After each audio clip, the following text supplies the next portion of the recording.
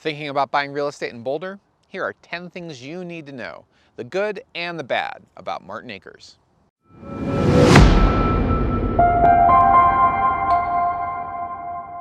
Hey everyone, I'm Osman with House Einstein, and I've been a realtor here in Boulder for nearly 20 years, representing buyers and sellers. At House Einstein, our mission is to help you make a smarter real estate decision. If you like this content, check out our other videos, and be sure to visit our website at houseeinstein.com. It's where you can sign up for our newsletter, and that's the only place that we talk about active listings currently on the market. First things first, let's talk about the history of Martin Acres and the location. The history of Martin Acres is that this neighborhood was developed from the Martin Farm in the 1950s. Most of the neighborhood was built out with single-story ranches that are about 1,200 square feet. There's a scattering of Cape Cod-style houses and bi-levels, and over the years, a lot of the basic ranches have had additions, either a second-story addition or they popped out a little bit from the back, or both. And you'll find those homes spread out throughout the neighborhood. If you're still interested in that original farmstead, it's actually here too, and every once in a while it trades hands. Location. Martin Acres is in South Boulder. Its boundaries are Table Mesa, Broadway, US 36, and 27th Way. It's a location that's pretty close to everything. It's close to the foothills. It's easy to get on US 36. Okay, so let's talk about the pros and the cons. First, the pros. Number one, Martin Acres is one of the most affordable neighborhoods in Boulder. These homes, although still pricey compared to the rest of Colorado, houses in this neighborhood, these homes sell for a substantial discount to the identical house that might sell in North or Central Boulder. It's the entry point to the Boulder real estate market for single-family houses.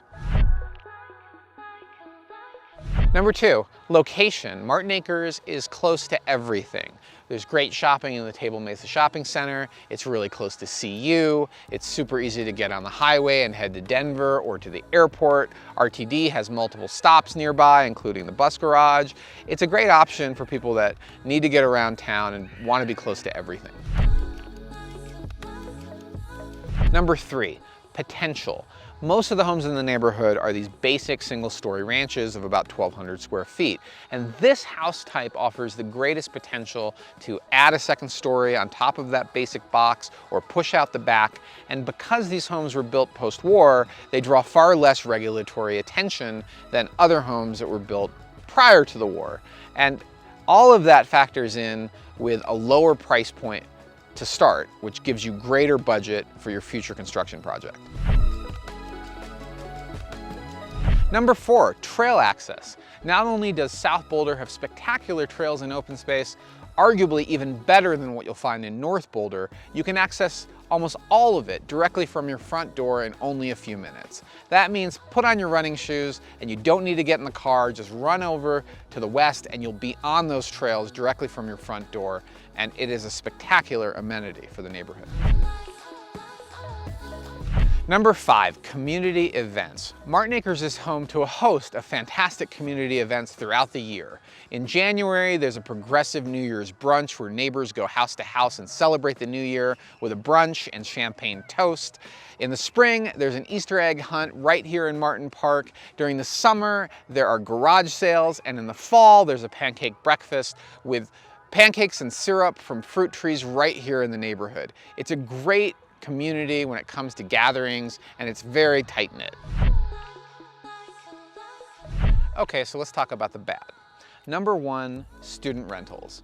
Now you'll find rentals throughout Boulder and throughout Martin Acres, and in this neighborhood you'll find a higher density of student rentals in the northwest side of the neighborhood. Now that's not to say that student rentals are bad and student renters are bad. In fact, you'll find a lot more problems in other neighborhoods, such as the Hill. They're not burning couches here in Martin Acres, but when they move in as sophomores, you may want to meet them and have a conversation about a reasonable end to social gatherings. Maybe trade phone numbers so that they can give you some advance notice if they're planning a party.